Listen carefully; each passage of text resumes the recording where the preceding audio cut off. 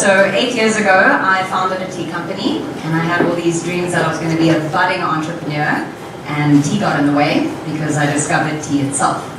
Since then, tea's been my practice, and I've come to realize it's more than just a beverage, it's actually a state of being. Tea is peace in a moment, and I'm going to show you how. But before that, we need to understand what tea is. Tea refers to one plant alone, Camellia sinensis. Anything that's not part of this plant is technically not tea. So we refer to these as herbal infusions. So rooibos, for example, is not a tea, it's a herb. Tea originally started as a medicine, and it was consumed. In other words, it was eaten. It was Buddhist monks that were some of the first to drink it as an actual beverage, and they would use it in meditation practices because they could recognize the profound effects it had on their body and mind. It is still used today in monasteries all around the world. Tea then developed a whole practice where sages would use it as their principal element for spiritual development. Tea isn't founded as a beverage, it's founded essentially as a way of life on Eastern philosophies that develop presence, harmony, and an understanding of our nature and our relationship to the world. Now, the samurai knew this well. They were formidable warriors. They didn't fear death because they understood the rhythm of life, and they could respond to any situation because they were absolutely present. The samurai would never enter a battle without drinking tea first. So we have to understand what is it about tea that creates the state. So tea is an adaptogen. It has an amino acid called L-theanine. And what this does is it improves focus by improving neural activity, and it also calms you by supporting the adrenal process and counteracting the effects of stress. At the exact same time, it allows your cells to have more access to oxygen, which energizes you. Caffeine in tea is also, unlike coffee, it's not an adrenal stimulant, which means you have no peak and crash. So tea has the ability to both energize, focus, and calm you at the exact same time. It's like a chemical paradox of sorts.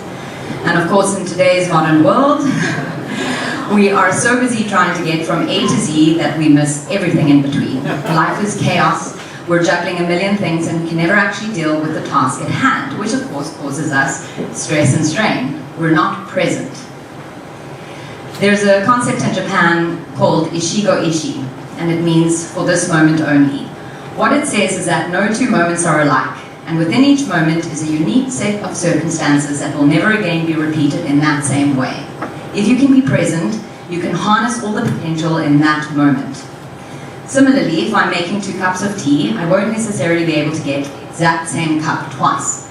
The conditions will have changed, even if I use the same processes. So my mind may be different, perhaps the weather is cold, but if I can be present, I can adapt to the circumstances of that moment, harnessing all the potential to get the best possible cup of tea in that exact moment. So our inner state reflects our experiences. If we're present, we're able to respond to a changing world. Like the samurai, we're not shaken by anything. Of course, if we lack presence, we lack the ability to focus and therefore think, which means we cannot adapt to our circumstances. We respond incorrectly. It's based on emotions as opposed to rationale. This is taught in the ceremony practices. If you go to Japan and attend a ceremony, you have to go through a Zen garden first. The rocks are uneven, which causes you to focus on your steps. A branch juts out and drifts your attention. Every element is there to focus your thoughts. Before entering the room, there is a very small door, which is about this high. You can see it over there. And regardless of your cultural background, your financial status, your religion, you have to crawl through hands and knees to get into the room. This humbles you. It shows that all are equal in the house of tea. This is something to contemplate.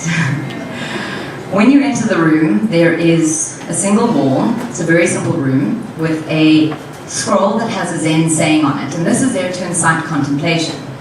There's a flower arrangement that represents the season to remind us that we are not separate from nature, and in fact we have to flow the same way nature does in order to be part of the rhythm of life. Then the master will enter and he'll start preparing the ceremony. He will do this by cleaning every utensil. It is a choreographed dance. The way that his wrist lines up with his elbow is precise. He will spend his entire life perfecting these movements. It is the ultimate practice of focus. Before serving the tea, he will take the bowl, so what we drink matcha in, and he'll turn it 2 times to face the guest so that the art element is there to essentially honor the other before ourselves. And this tries to cultivate a sense of oneness. Aprevu, us before me, or you before me. The way of tea is translated as wabi-cha in Japanese, and it is a fundamental principle that teaches us presence by experiencing the world with all our senses, and harmony by understanding our fundamental relationship with nature.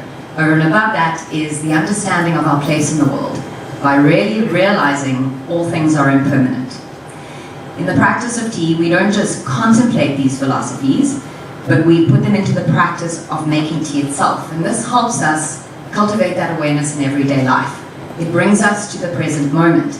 And the irony is, you drinking the tea cultivates the chemical process of those exact states.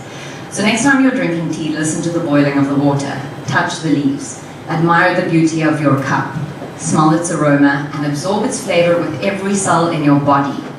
Because this is where you will find peace. Take time for tea.